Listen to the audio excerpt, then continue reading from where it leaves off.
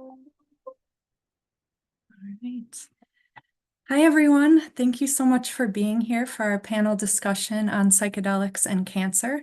My name is Dr. Gabrielle Walk, and I am a licensed clinical psychologist. At the center, I'm a clinical associate, and I meet with participants for both individual counseling as well as facilitate a couple of support groups. So about 7 years ago, I became interested in psychedelic assisted psychotherapy, and since then have immersed myself in all sorts of trainings and education that I can to learn about how this treatment is being used to relieve all sorts of mental health issues. Most notably, I've completed the MAPS MDMA assisted therapy training, Alchemy Center's ketamine assisted therapy provider training, and also served as a volunteer for Fireside Project, which is a peer support hotline for people needing support during or after a psychedelic experience. And with all that I've come across in my training and research on the use of psychedelics, I'm most interested in the use of psychedelics to relieve cancer-related emotional distress. And that's why I'm so pleased to have put this evening's panel on psychedelics and cancer together and share some of this knowledge with our community at Cancer Wellness Center. All right, so before we get into our discussion, it is important for me to share the disclaimer that this program is not meant to provide medical advice or suggest resources on how to obtain psychedelic substances. Rather, our intent for this program is to share some introductory information and education on the topic of how psychedelic medicines are being researched and used for treating cancer-related emotional distress. So we're going to do this by learning from some different perspectives this evening. And without further ado, I'm excited to introduce each of our panelists. First, we will have Dr. Leslie Mendoza-Temple, who's the Director of Integrative Health at Endeavor Health. She'll be speaking to the medical perspective of and research on psychedelic medicines. And then we'll have Jean Lacey, who's the founder of Illinois Psychedelic Society and a policy advocate, being one of the driving forces behind the Illinois Compassionate Use and Research of Entheogens, or the CURE Act. We had also planned to have Thomas Hartle join us, who was the first Canadian to be granted access to psilocybin-assisted therapy. He was going to share his experience of living with stage 4 cancer and undergoing psilocybin-assisted therapy. Unfortunately, he did email us earlier today that he's unable to make it. But I do think we still have plenty to fill our time with Dr. Mendoza-Temple and Jean. And we truly are so honored to have both of you here to share your knowledge and experience with us.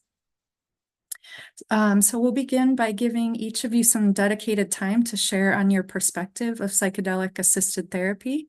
And then I will personally be giving a brief overview of what a typical protocol looks like and why the therapy piece is important. And then we will go into Q&A with the panelists.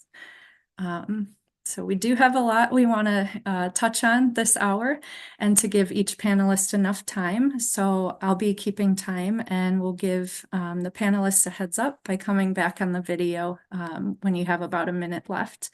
So that way you'll know you have a little time left if you need to wrap up before the next panelist or section of the program. So let's start with Dr. Mendoza-Temple to share what you know about psychedelic-assisted therapy and its use for cancer-related distress. I know you have a great presentation for us. Ready? Great. Can you see my slides there? Slideshow? Yes, now we can. There we go. Great. Okay, thank you. Thanks everyone for joining us. And anyway, this is going to be kind of a fast whirlwind tour. So when you show up on the screen, I'll just stop talking because this was a huge topic to cover. It's going to be a little bit of information overload, but I'm going to talk about a broad overview, different psychedelics, a tour of the different ones, a little bit about ethics and safety. And one of the questions that came up was, how is integrative medicine tied to the field of psychedelics? And I would say integrative medicine's been tied to many fields that have not been in the conventional medicine wheelhouse. And I want to pay tribute to the shoulders, huge shoulders that we stand on with these pretty much the trailblazers of integrative medicine, Andrew Weil, Norm Shealy, and Gladys McGarry, who's still alive at age 103 and thriving, still writing books, that these substances have already been talked about. But think about when they were saying these things in their heyday, you can just imagine the comments of quackery and craziness that came out. And now we're talking about it and at conventions and business conferences and whatnot. So the Office of Alternative Medicine, which has now changed its name to the National Center for Complementary and Alternative Medicine, the research arm of the NIH for these therapies, and the Academic Consortium for Integrative Medicine and Health, of which the University of Chicago Endeavor Health is a member, is a group of academics, integrative medicine physicians, and researchers that want to bring this into the mainstream, but in a measured way, using evidence-based and advocacy. Scott Shannon is another huge pioneer in the field of psychedelic medicine, and I love his quote here that integrative and holistic medicine and psychedelic medicine comes from the same shared roots, a core principle shared, speaking to the same demographic, that this is a marriage that needs to be supported and encouraged. So beginning with my work in medical cannabis, I thought that psychedelics is definitely, next natural step to all of this. We do have some questions about cannabis if we have time. So diving into our tour of the different substances, why do people use psychedelic substances? And in a Canadian survey of 2,000 people, predominantly female, 38.4 years median age. Number one was recreation. Number two was a spiritual, psychological self-exploration goal. Third reason, to improve general and mental health and well-being. Personal growth, number four. Number five, to address a specific medical condition. Number six, to manage past trauma. And this is a pretty recent study, but depending on who you survey, the reason is going to be your patient's personal reason, and definitely can be a combination of such things. But we're going to talk about cancer. We are not seeing the advancing of your screen. You are not. Okay. Do you see mushrooms there? We do not. I think you might have to unshare I'll and share reshare. and I'll Thank you. reshare. Okay. How about now? It is loading. There we go. How about this? It is loading on my end. I have this presenter overlay, says off, small, large, kind of a weird looking window. Share this window. Okay. How about now? We see some mushrooms. Thank you. Okay, just mushrooms? Yeah, but we are actually overlaid on the window. I'm trying to get off the overlay. How about this? Perfect. Thank you. You see a graph? We do. Okay, good. Okay, so going back over why people use this, I mentioned those. I'll leave those up for a second there. Okay, so, and half of the people surveyed reported that if this were available, where would you like to get it from? And they favored it from a clinic or a healthcare professional. But of course, access was from a very small percentage. 5% of people accessed them this way. So my integrative medicine patient panel definitely is a great marriage of these types of therapies, where I'm looking at nutrition, mind-body therapies, traditional Chinese medicine, exercise, all of that to promote one's personal wellness. That psychedelics may be part or not part of their treatment plan. So depending on why.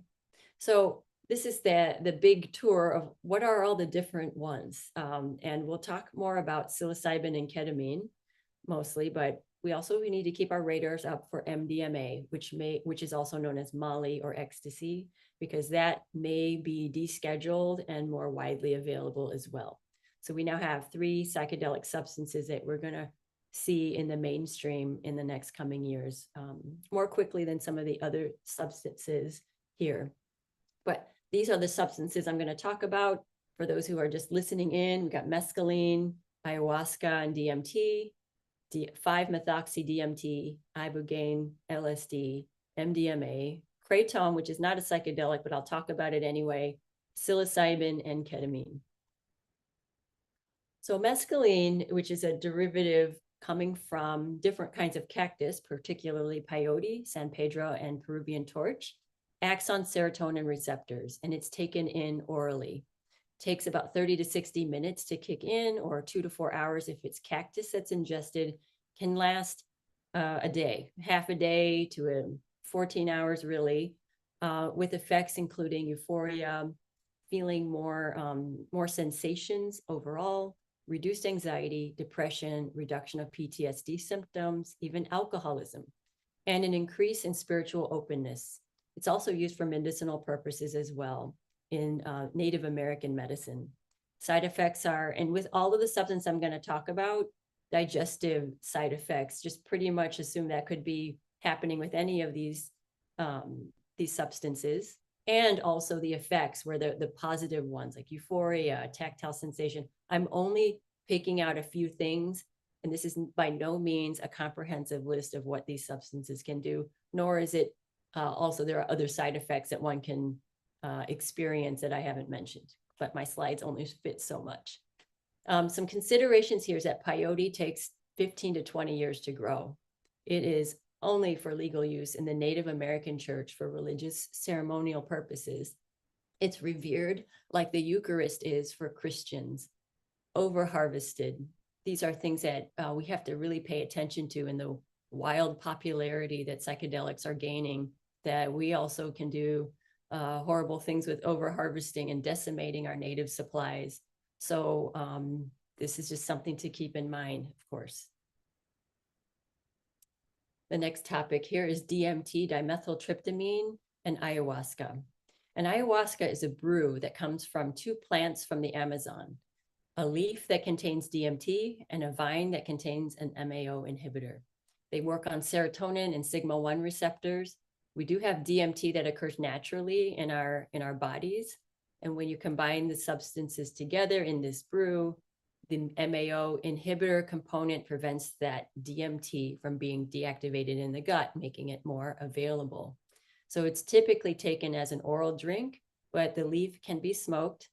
It can impact in 30 to 60 minutes, peaking at 2 to 3 hours, lasting 4 to 6 hours or more.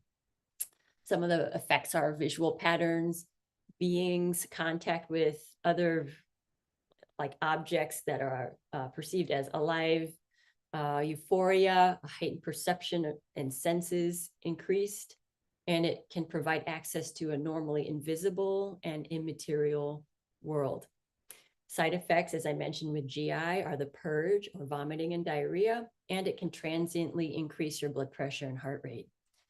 Considerations here are that ayahuasca is used ceremonially, and because of its MAO inhibitor activity, it can have the most potential for drug interaction. So people on antidepressants and MAO inhibitors, this is something where if you go on a retreat, I will see websites where it says you need to wean off your antidepressants, medications. I haven't seen one way that it's done. So keep in mind if this is in your future, what medications are you taking? And you have to check with your psychiatrist, your physician about this. Although I don't imagine your physician will be saying, yeah, go ahead.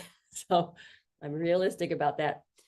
Okay, 5-methoxy-DMT, also known as the toad or 5-MeO-DMT, comes from the parotid gland secretions of the Sonoran desert toad, as you see here.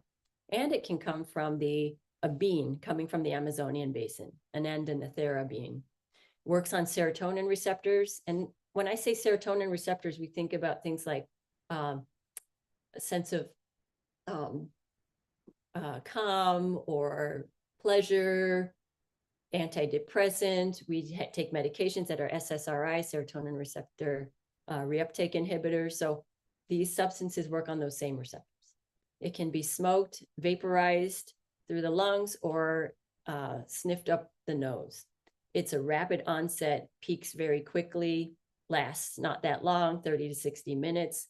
This is a substance where one can experience the ego death. It can be a pretty intense mystical experience with long-lasting, hopefully positive effects on life satisfaction, depression, and anxiety, but side effects can include flashbacks and panic attacks.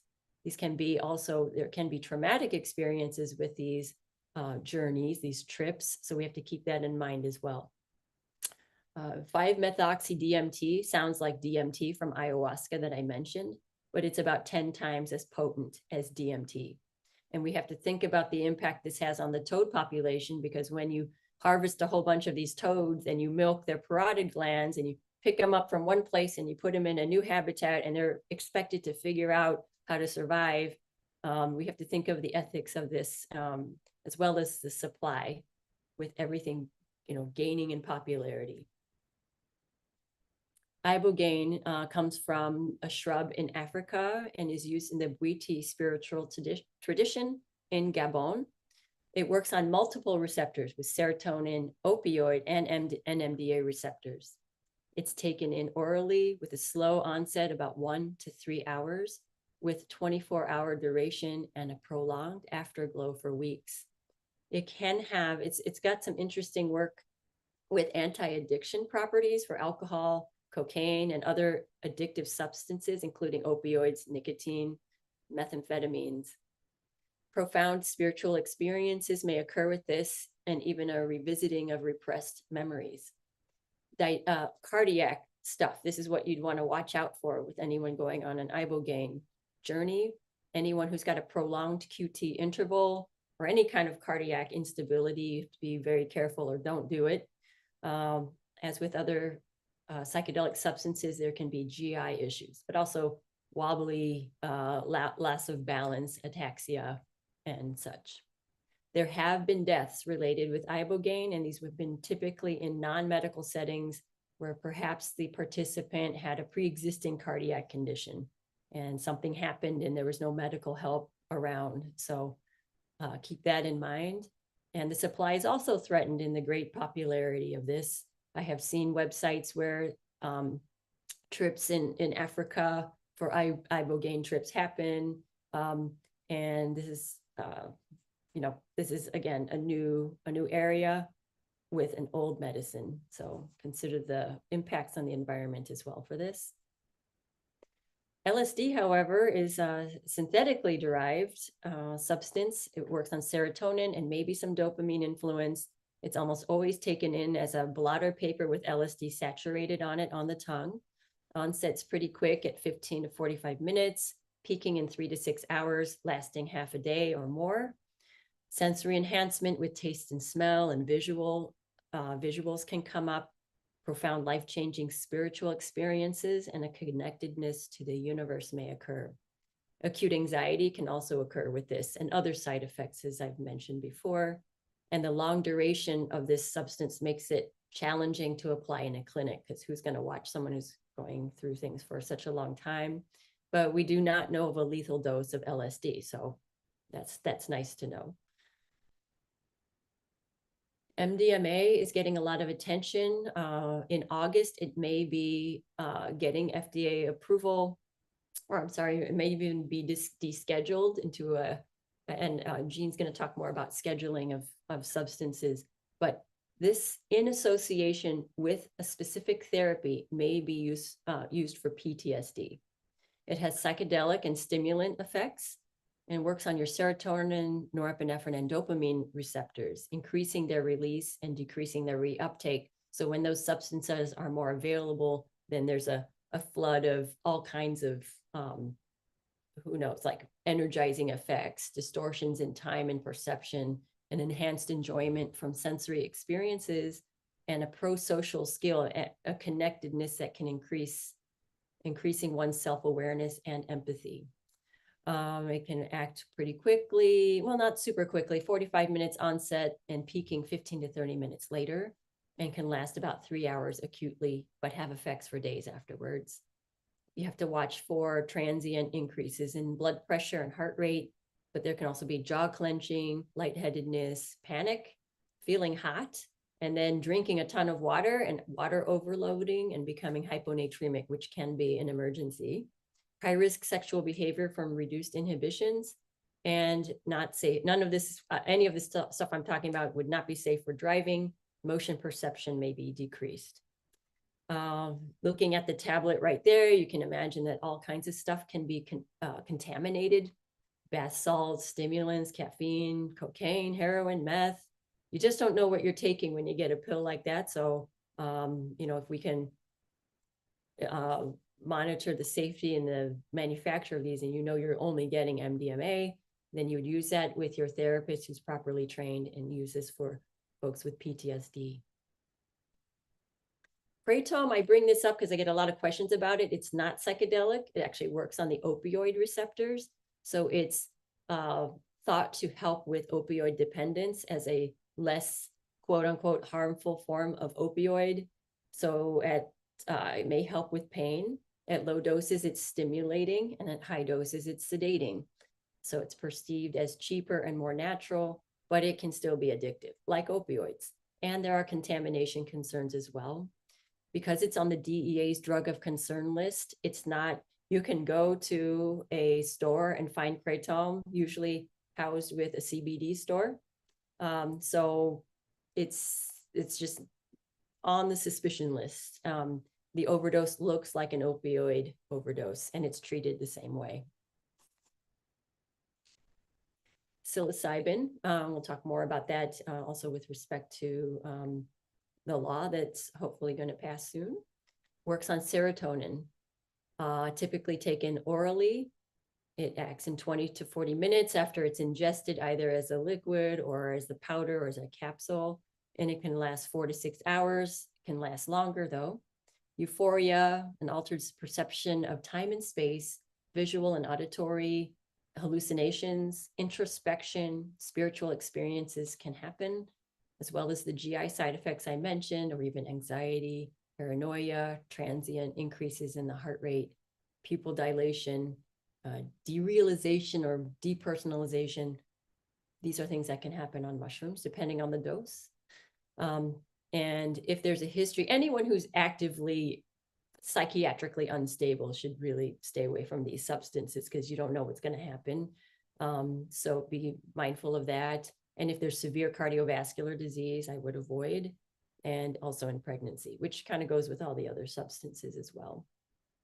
Combining psilocybin with SSRIs and SNRI medication may diminish the effects because of the receptor competition. So you also have to be mindful that there could be a risk of serotonin syndrome, which feels like the flu, nausea, vomiting, dizziness, sweatiness. So people who are on using psilocybin, we have to do a meds check and have some sort of protocol with respect to either weaning down meds. Some people are like fine with it, others aren't. I don't know yet. I haven't had any experience with patients doing this because it's illegal. So I can't say, here, try this. So we'll learn more about that, especially from in states where they have it going. I see the picture coming up. So there's some research regarding this on major depressive disorder.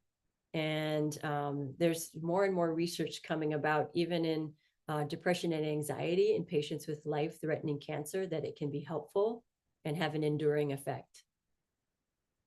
So thing to keep in mind with psilocybin is that there is some concern about cardiac fibrosis and valvulopathy. So screen everybody who's going to take a substance for heart disease and make sure that's stable before we go there. Okay, so I'm just going to ketamine. This is the legal psychedelic substance in the United States. It's oral, it's nasal or it's injected. And that is used for depression, but also obsessive compulsive disorder and anxiety and PTSD. But you also have to watch the heart because you can have some heart rate stuff going on.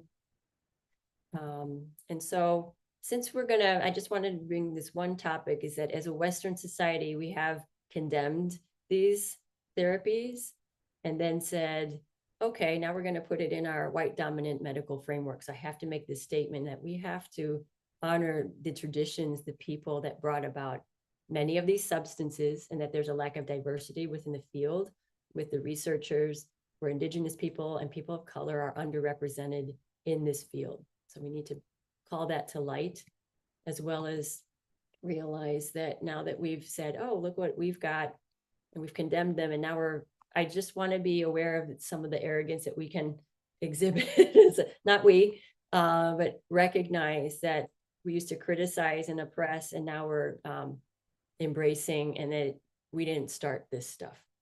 We are capitalizing, we are standing on the shoulders of the giants before us that discovered these substances, but we do need to make it, have it fit in our modern society. So how do we engineer a safe supply when legislation allows? How do we keep the cost of these therapies within reach? And how do we dialogue with traditional healers from the communities that started these practices while also promoting its use in our current environment? So thank you so much. And that's the end of mine. Thank you, Dr. Mendoza Temple. I'm really glad you added that last statement in too. It's really important to remember, as this is a growing field and all the momentum behind it. So now I want to invite Jean to share your introduction and what you're working on. Thank you. Let me pull up my presentation here. All right, excellent. Thank you so much, everyone, for your time today. We're here to discuss the future of psilocybin therapy, specifically in Illinois and the Illinois Cure Act. I am Jean Lacey. I am the founder and executive director of the Illinois Psychedelics Society. But first and foremost, I'm a mom. I am from Central Illinois. I live in a rural town just north of Peoria, and I struggled with complex PTSD after a life-threatening childbirth. It didn't take me but a couple of years to hit the end of my rope with everything that Western medicine had to offer me. And had it not been for a facilitated psilocybin session, I can honestly say that I might not be here. It saved my life and allowed me to kind of reframe what happened to me in a way that kept me engaged and reinitiated my desire to live a purpose-driven life and be a present mother for my children. So I'm very grateful, and that's the root of my advocacy. I have a professional background in operations management and regulatory compliance, which led me to helping clinicians integrate alternative treatments into their private practices. I worked in the clinical side of the cannabis industry starting in 2015, and in 2020, I founded this Illinois Psychedelics Society. We're a 501c3 nonprofit organization.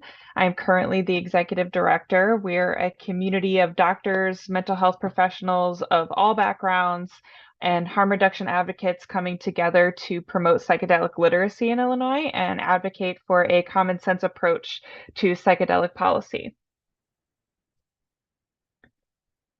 In the current regulatory landscape, we are one of 23 states currently looking to pass legislation to provide access to psychedelic therapy. So as you can see from this map, there's a little bit of everything going on. Some of the notable ones that I like to mention that are kind of surprising: Utah just passed a psychedelics bill unanimously this year.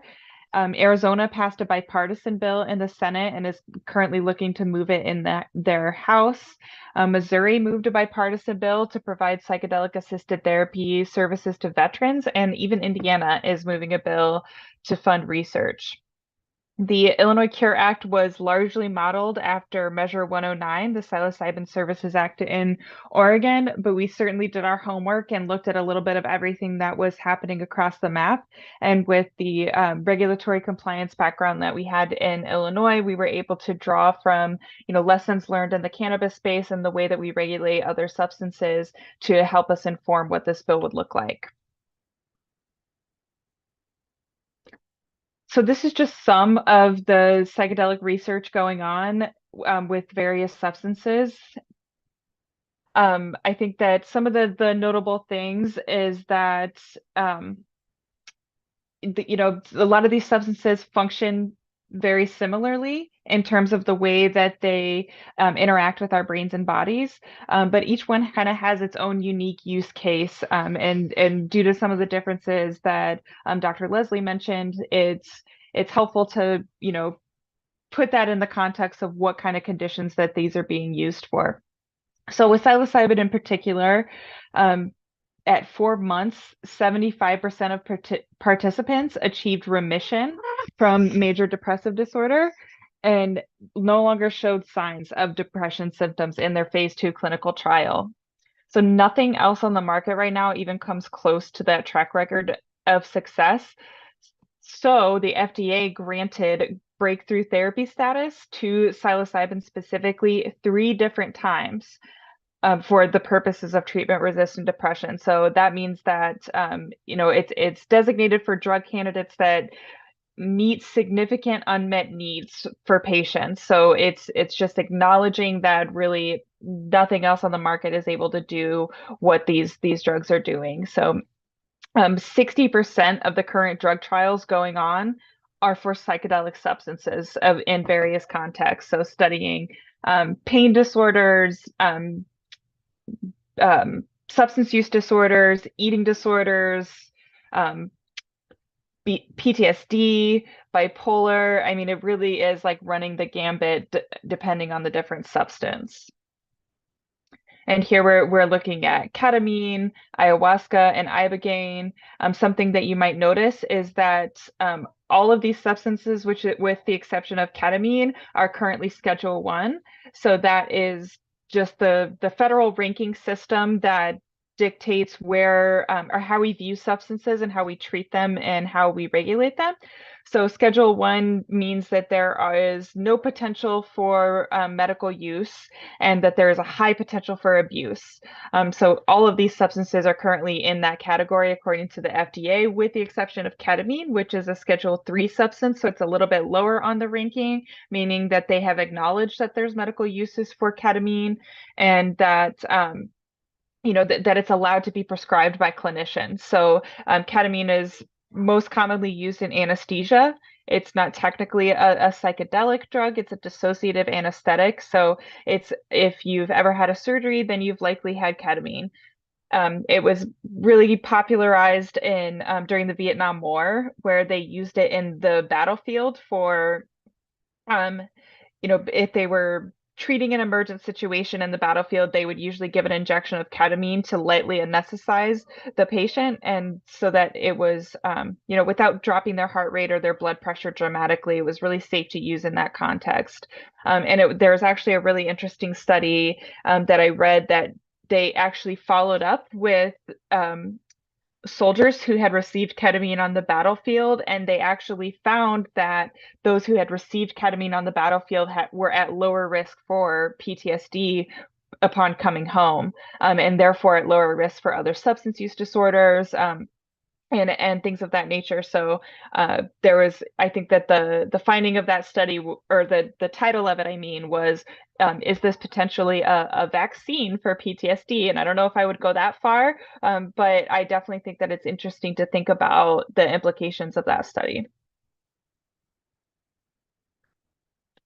So right now, we know that Illinois is in the midst of a mental health crisis, and this covers a wide range of issues. I think that there's, my journey in particular from despair to hopelessness mirrored the findings of a 2023 report that included a staggering statistic that suicide accounts for 39% of direct maternal deaths between 6 weeks and 12 months postpartum. And 37% of the women who died were known to have a previous or existing mental health condition.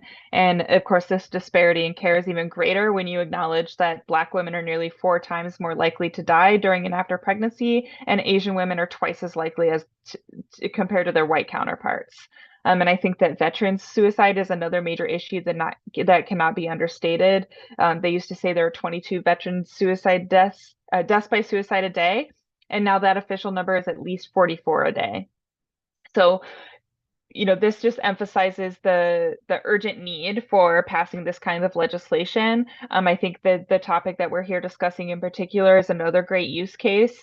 There's not a lot of great treatments for people who are dealing with a life-threatening illness. And like I experienced, it's not just the event itself that can be like very challenging, but also the aftermath of it. I know for me, I had blood clots throughout my body, and there was just a constant fear of death that loomed over me. And that was one of the things that I really felt like psilocybin helped me, helped kind of take away from me, or helped me make sense of it, so that I wasn't just in this constant fight or flight and very anxious state, wondering, when my next blood clot was going to pop up. So I've talked to cancer patients who can draw similar parallels to just the constant fear of recurring episodes of the cancer, and that it's, this kind of experience can really help alleviate some of that constant anxiety. There's, the way that this works in our brains is that it's promoting new neural pathways, so it allows us to create new thought patterns around our traumatizing experiences that I think are hugely helpful. So the solutions that the Cure Act is proposing are really rooted in harm reduction. State-regulated programs like the one we're proposing find that starting with psilocybin is the most accessible due to its ease to manufacture at scale and the safety profile compared to other substances. But like Dr. Leslie mentioned, we really want to address the need to respect and integrate traditional uses of psilocybin to avoid cultural appropriation. And right now, there are currently no pathways to report abuses that happen in underground settings. So this legislation would allow that current community-based use to come above ground and create a system of accountability, and open up doors for expanded research and partnerships and collaboration within our current systems. So this was a really interesting study done in the UK by Professor David Nutt, and it shows the harm to others and harm to users and ranked by substance. And so you can see on here that alcohol is way up there at the top with a lot of different harms. They base this on calls to emergency services, hospital visits, and then deaths based on the substances. So what I like to point out here is that psilocybin mushrooms are all the way at the bottom. So this is where we get the phrase, the psilocybin is possibly the least harmful drug in the world based on these statistics. But still, there are risks associated with consumption when not done responsibly and with informed consent. So that's why we really want to create this regulatory program. So another solution that we're proposing is access to care.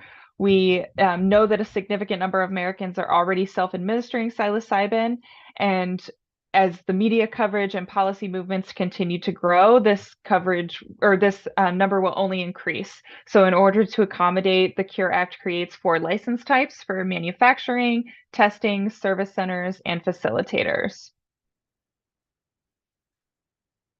These are just a list of some of the potential challenges that can come up. As you know, Illinois creates a regulatory program. We're putting ourselves at odds with the federal scheduling system that currently says there is no medical uses for these substances and a high potential for abuse. So, as we've learned from cannabis, that discrepancy can create some legal complexities.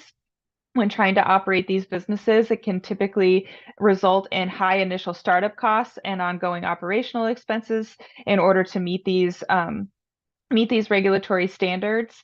So, we're hoping that some of the regulatory safeguards that we're putting in place can help us curb that. And the third solution that we're offering under the Cure Act is education. So we are providing via tax revenue resources for community education and harm reduction for first responders. So we want to not only educate the public, educate clinicians, but also make sure that in case of any adverse events, that our first responders are also appropriately educated. I mentioned some of these regulatory safeguards, but we want to allow for plenty of time for implementation of this bill. We allowed in the Cure Act for a 2-year implementation period. This will allow for the newly appointed advisory board to create rules and recommendations on the safety and efficacy of psilocybin and recommend guidelines for licensing, so that we're really being thorough in developing a training and licensure system for facilitators, service centers, manufacturers, and testing labs. And I think it's also important to emphasize what the Cure Act does not allow. So we're not looking to we're not looking to provide provisions for retail sales. There'll be no offsite consumption, cultivation, or possession, with the exception of palliative or end-of-life care. There's no advertising of psilocybin products, no unregulated or untracked production, no service centers near schools, and no access to minors or anyone under the age of 21. And this is a list of organizations who support the Cure Act. So you can see that the Cure Act is supported by dozens of community organizations and hundreds of mental health and harm reduction advocates across the state. And like I mentioned in the beginning, I advocate for the Illinois Cure Act because I believe it lowers barriers, provides safeguards for accessing these therapeutic experiences, and removes the fear of criminalization for people who are simply trying to ease their own suffering. I'm fortunate enough to hold space for a lot of people who are looking to engage in psychedelic therapy, being the leader of the Psychedelics Society. And these are people who are suffering, desperate, and looking for their own last-ditch effort. They're mothers, veterans, teachers, peoples from all walks of lives, and I believe that they deserve to find the healing that they're seeking. So that's why we proposed the Cure Act. And that is it. You can definitely stay in touch with us. We're all over social media. So we're on LinkedIn and Instagram and Facebook. I think we still have a Twitter page, although I'm not currently logged in there, full transparency. But yes, please connect with us online. And you can also go to our website, IllinoisPsychedelicsSociety.org, and find a ton more information on the Cure Act and just a lot of different resources for psychedelics in general. Thank you so much, Jean, and thank you for also sharing a little bit about your personal story as well. All right, so before we move on to Q&A, I do think it's important to go over for the audience a brief description of what psychedelic assisted therapy is, so we're all on the same page with understanding what we're referring to. I want to start with just saying that to optimize the benefits and reduce the risks associated with psychedelic use, it's important to consider what's known as set, setting, and support. Set refers to your mindset, your intentions, and preparing as you go into the experience. And then setting refers to the environment the psychedelic experience occurs in. And lastly, support refers to who's supporting you before, during, and after the experience. So what's important to take away is that psychedelic assisted therapy differs from use outside of the therapy settings, such as in recreational settings, because it's designed around enhancing the set, setting, and support pieces. So there are 3 parts to a standard psychedelic assisted therapy protocol. There's preparation, the medicine sessions, and integration. So starting with the preparation sessions first, this is where the time is spent gathering personal background information and history about the client and all their mental health symptoms, as well as building a collaborative and trusting relationship between the client and the therapist or facilitator. And usually there's at least 3 preparation sessions. And then comes the medicine session, which is when the client ingests whatever medicine they're working with, whether that's psilocybin, ketamine, MDMA, etc. And during these sessions, it's encouraged that the clients stay inside their internal experience, and the therapists or the facilitators are there present the whole time to provide support and ensure safety. And then comes integration sessions, which are spent around making meaning of insights that were gained during the medicine session and beginning to develop ways to translate these insights into action through new practices or habit changes. And integration is thought to be possibly the most important part of psychedelic assisted therapy. There are usually at least 3 integration sessions, but really integration can be ongoing as it unfolds over time. It can really be lifelong. So then the cycle of medicine session and integration is then repeated twice more. And this is just what's standard, at least in some clinical trials. But ideally, when psychedelic assisted therapy is put into practice in the real world, it would be tailored to each client's needs as far as how many of each type of session would be best. So that's psychedelic assisted therapy in a nutshell. And now we will use the remainder of the time, which is about 15 minutes, for Q&A with our panelists. We have a ton of questions that were condensed from questions we received during registration, as well as some general questions we wanted to include. So thank you to all of you who submitted questions. We might not get to all of them, but hopefully this discussion sparks interest in this topic for personal research, and we do hope to hold other psychedelic-related programs at Cancer Wellness Center in the future. So Jean and Dr. Mendoza-Temple, I'll ask you to come back on screen so we're all together. All right, we'll get started. Wow, we have so many great questions. So let's see. Jean, I'll just start with asking, you explained the CURE Act, and I'm wondering how people can support this legislation. Yeah, I think that one of the best ways to support it is contacting your senators and your state representatives and letting them know that this is meaningful to you for whatever your personal reasons are. I think that the biggest motivating factor for the lawmakers to actually get behind this are actually stories from their constituents. So you can go to illinoispolicy.org or ilga.org, and you can look up who your representatives and senators are. And actually even just sending them an email or calling up their office and sharing your story with their staffers or why this policy is meaning to you is truly the single most impactful thing that you can do to help us. But also, staying up to date by following us on social media, following some of the other organizations that are a part of this movement with us, is another really great way to get involved, because then, we're always putting out different calls to action and asking people to get involved in various ways. We'll be hosting an advocacy day on May 14th in Springfield. So if somebody is really interested and wants to be on the ground and at the front light of the action, you're more than welcome to show up to that as well. Just make sure to sign up to our newsletter to get the registration link. Thank you.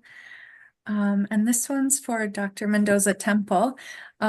So depression and anxiety is common in the cancer community. Wondering if you can speak a little to how psilocybin might be used to relieve depression and anxiety. It's got a fair amount of evidence. I brushed over it very quickly in my slides, but definitely think that has tons of potential there. A question that might follow up with that is, does it interact with chemotherapy and immunotherapy? And we don't know. So, because there's just we need more research on that, but that's going to be like step 3 down the road. And we also had a question following up on that. Any research about its effect on sleep and helping with sleep? Yeah, sure. Again, I'm coming from a beginner's mind on this. So if there is, for instance, I would think indirectly, if a person has PTSD and they can't sleep because they're reliving, you deal with the underlying condition and then the sleep will follow. And a lot of other health benefits as well, because if you're constantly being bombarded with your mind with thoughts of fight or flight, you're stimulating your cortisol levels, your blood sugars go up, you're ready to engage something physical, and it's 2 a.m. That is not the time to be in fight or flight, unless you really are being threatened, of course. And so if you deal with that, it should help with the underlying reason for why someone is not sleeping. So it really depends on the underlying reason for sleep. Thank you. We had a question come in actually during the presentation that I think maybe Jean could answer. If the CURE Act is approved, where would the psilocybin be sourced from? So the CURE Act is intentionally creating what's called a closed loop regulatory system. So everything will be happening right here in the state. There will be one of the license types that we're creating is a manufacturer. So the manufacturer will be responsible for cultivation of psilocybin, the manufacturing, and if it's infused into any chocolates or products of that nature. then that'll all come from the psilocybin manufacturers themselves, and then they will be transported to a testing lab where they'll be independently tested to make sure that there's no, no toxins left over from the growing process. There's no pesticides or anything that could possibly contaminate your experience, and then it'll be taken to the service center for consumption. Seems like you covered a lot and thought of everything. So we had a lot of questions come up about the use of THC from cannabis to relieve stress.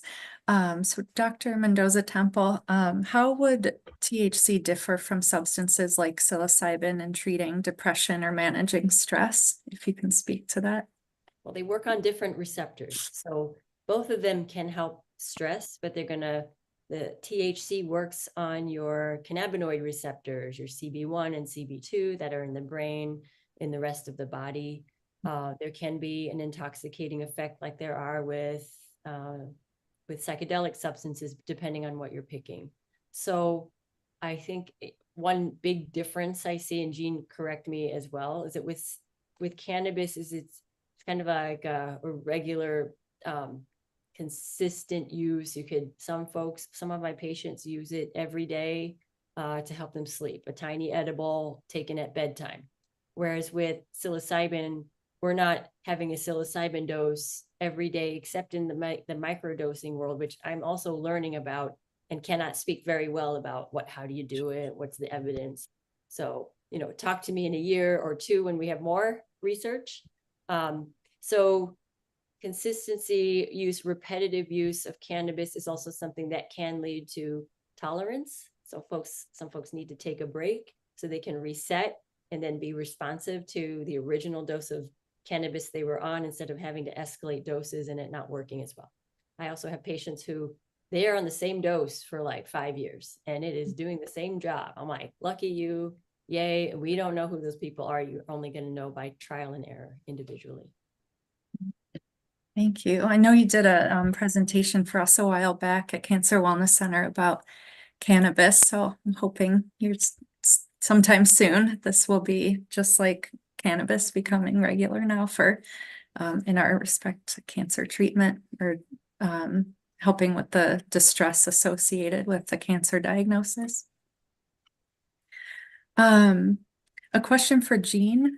So a lot of storefronts seem to be selling what they call something akin to like magic mushroom products, claiming to provide all sorts of benefits. And just in the name of harm reduction, I'm wondering if you have any thoughts to share around these types of products. I see a lot of like billboards around the city and even in like little convenience stores, mushroom products. Yeah, that's a challenging one. I am a really big advocate for knowing what you're getting when you're purchasing any products. So whether it's cannabis or mushrooms of any type, I always recommend purchasing products that have an accessible certificate of analysis, so that a lot of times products will have a QR code. Make sure that you can actually see the test results from the lab, whatever that came from. A tricky thing about the current products that are sold to retail, some of them, they are legal products. They are made with different kinds of research chemicals that we really know even less about than we know about the impacts of psilocybin. So, I urge people to, I don't like to say don't do that, but I do urge people to like really do your research on the brand, and a lot of these products are just totally unregulated, so you can buy packaging on Amazon and put whatever you want in that packaging and then sell it in this retail context. So it's really, really important to know what you're getting and have that full confidence. Like if you were, an example that I like to give is if you were out foraging in the woods, you wouldn't just eat a random mushroom, right? Because it could kill you, because mushrooms do that. They're pretty magical in a lot of different ways. So, I would say the same thing applies to these products found in stores. If you're not totally 100% confident that you can ID that product and you know exactly what's in it, then I would urge to stay away from it, because we just especially in situations where people are on other medications, they've got other things going on with themselves. You really want to have that full informed consent. And then the last thing I will say is that there are a lot of different kinds of mushrooms that are not psychedelic that an integrative health professional like Dr. Leslie can kind of coach you on and make sure that there's no interactions with any other treatments that you're undergoing. So I would really urge getting that kind of integrative health consultation and trying some of those things that we do have that research backing and that have been used for thousands of years and that we know if they're going to be affecting any of your other treatments. You. Yeah, on that note, actually, we did have a question come in just now at Dr. Mendoza Temple about whether you're opening to connecting directly to discuss efforts around integrative care and psychedelics, or maybe just even adaptogen mushrooms. And if so, what's the best way to get in touch with you or your team, or just connecting with any like integrative health doctor? Well, it's so specific. So if you it really is best in the one-on-one setting in the office. I've just learned, if here's my email and just ask me any questions. From a medical legal standpoint, I'm liable for anything that I advise, and it's taken. So what if you have an interaction and I don't really know you? So I require my patients to see me in the office officially. In the integrative world, when I gave a larger talk on this topic with another panel, it packed the room. So in the integrative world, we're still also at the 101 stage. What's ibogaine? I mean, we're still there, but I remember what's THC, that conversation happening about 6 years ago. So we're going to become more fluent in the language of the different substances, the receptors that they hit. And 5 years from now, this is going to be a much more elevated conversation where those questions are asked. I'm going off topic a little bit, but sorry. That's okay. Back to other types of mushrooms that are out there, and Jean talked about adaptogenic mushrooms, things like lion's mane and turkey tail, reishi, maitake. Those I've used a lot. I haven't done a lecture for cancer wellness on this, but I use them a lot in our for people who are dealing with cancer and on compatible chemotherapy regimens or in between regimens that wish to optimize their immune function. And so they typically work through enhancing your natural killer cell activity and white blood cell function. So imagine this versus psilocybin, which is working on your serotonin receptor, like really different. And then contrast that with the magical death cap mushroom, which can completely tear your liver up and cause you to die. So like mushrooms, like bacteria, there's good and bad and neutral. The question is what's right for the person in front of me. If I have a person who's got a lot of anxiety, let's say they don't want to do psilocybin, but there's anxiety, neuropathy, anything with the nervous system, I would think of lion's mane mushroom, for instance, and guide people towards brands that I really like. And maybe there's issues with, I don't know, you name it. I guess I could go on and on about it, but mushrooms are a fascinating topic. If anyone hasn't seen it already, Fantastic Fungi, the documentary, I guess it was just redone. It's a really great movie about one of my favorite mushroom files, Paul Stamets, and how he discovered mushrooms and now he's like, created this prolific source of non-psychedelic mushrooms, but I'm wondering when he's going to provide the psychedelics. I'm sure he's got a stash somewhere. That documentary is actually what spurred my interest in this topic, how they featured Johns Hopkins work with cancer patients. And in the sake of time, I did just want to say too, I think, what you're both speaking to as far as like being educated and knowing what you're taking and also having support around, how do these substances interact with medications I'm taking. That all goes into like the mindset part I was talking about earlier with just harm reduction around psychedelic use and being informed and prepared and supported the best that is possible. Yeah, I just thank you so much. This has been such a rich discussion and so enlightening on how psychedelics might be used in the treatment of cancer-related distress. And I want to thank each of you on behalf of myself and Cancer Wellness Center for sharing your time and your wisdom with our community.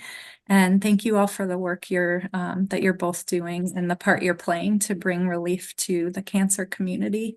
So thank you so much. And we will end it there right on time.